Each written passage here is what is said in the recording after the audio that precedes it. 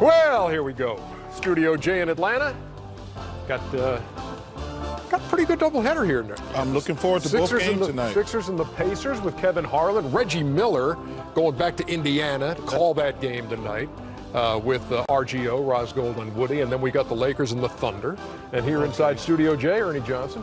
Well, that's not a good one. Shaquille O'Neal. That's a beatdown. Kenny Smith. I miss you, Charles. That's a beat down. Charles. I haven't laughed since last Hey, let's Thursday. enjoy this first game. That second game is going to be a ass-kicking. You never know. Yeah, you do know. No, Have you seen the Lakers play? You never. They lost to the Cavaliers the other night. Yeah, you never. And I must have been really bored to watch that game. No, we were texting each other. We We were texting each other during the game. Are you watching this? Are you watching the Lakers against the Cavaliers? I mean, that's how bad our lives are right now. That is a sad commentary on your life. It was. I thought you're better But than I that. texted him. I was like, "Are you watching this game?" He's I was like, texting each he's other? like, Yeah, we were. And Because I flew back with you. We had a different. Oh, must be text nice me, to have a Ernie? private jet. Yeah, you know. Hey, that wasn't me, man. I'm on Delta, baby. No, hey, must be nice to have a big old private jet. Yeah, it was nice. So anyway, Philadelphia, Indiana. They've played twice already this year. Home team has not won a game yet, and Philadelphia embarking on a real interesting chunk of schedule right now. Next 12 games, all against teams with winning records. So here's what Philadelphia's got. Yeah, that's it. They got at Indiana tonight, then home with OKC, home with the Rockets, home with the Spurs, and then on the road to Denver, the Lakers, Golden State, Sacramento, and then back home for Toronto, Denver, the Lakers, and Boston. Well, let me say this about the Sixers. They're not embarking on a trip. They're embarking on their season. Ernie, Kenny talks about it all the time. At some point, you have to figure out what you are. The Sixers are still fumbling around. Same thing with the Celtics. At some point during the season, we're coming up on the All-Star break. The Sixers got to figure out a pecking order. And this is going to be a make-or-break trip for them because when they come back, A stretch of games, a stretch of 12 games. But when you play against the elite teams, you can't be going into February and March trying to say, well, whose team is it? What type? Are we a defensive team? We're an offensive team? Whose team is it, Kenny? Well, this is what Shaq and I were just talking about. Whose team is it? We hate that phrase, whose team is it? You know, it's because if I average 18 rebounds, is it my team? If I average 12 assists, is it my team? If I average 30 points, is my team?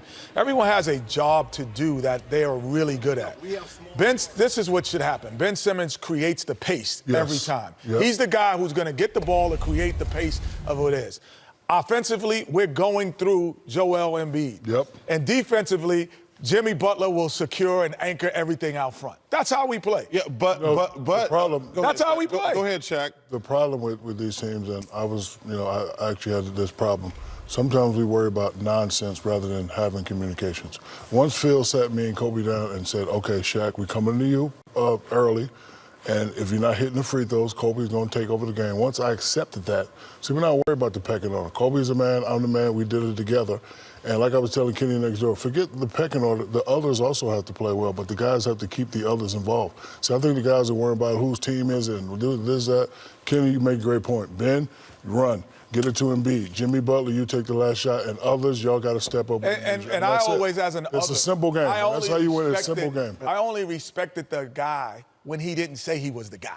Exactly. When he told me he was the guy, I'm like, you ain't the guy. Yeah.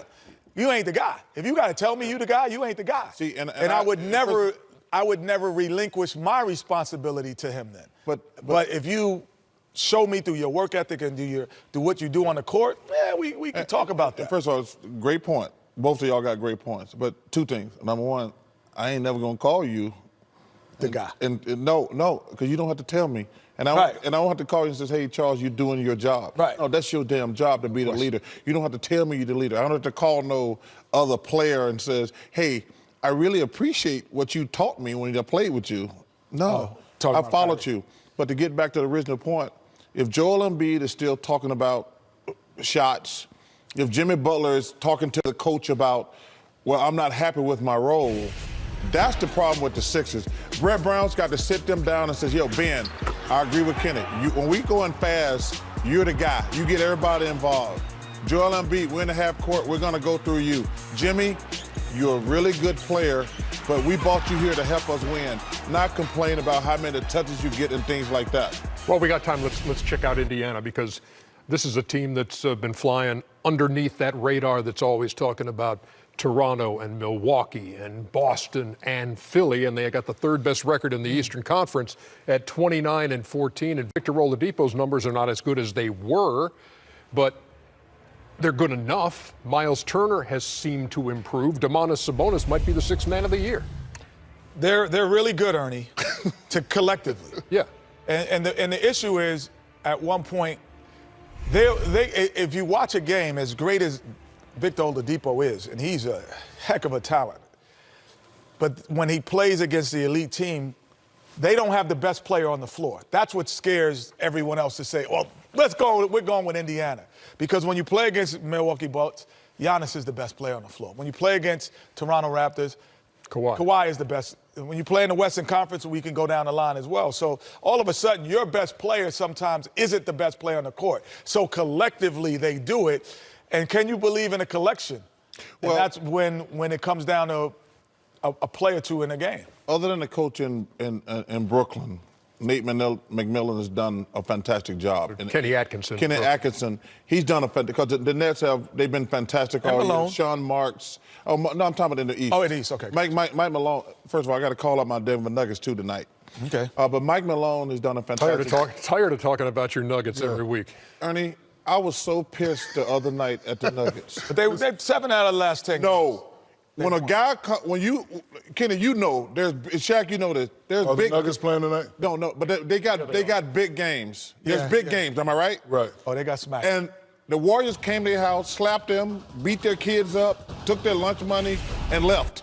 You cannot do that. Oh, yeah, I see how it man up. Okay. That's my man Serge. He's the Sixers masseuse. Anytime he's eating grapes and getting massage on a court, I would hope he he's is. playing. You know he's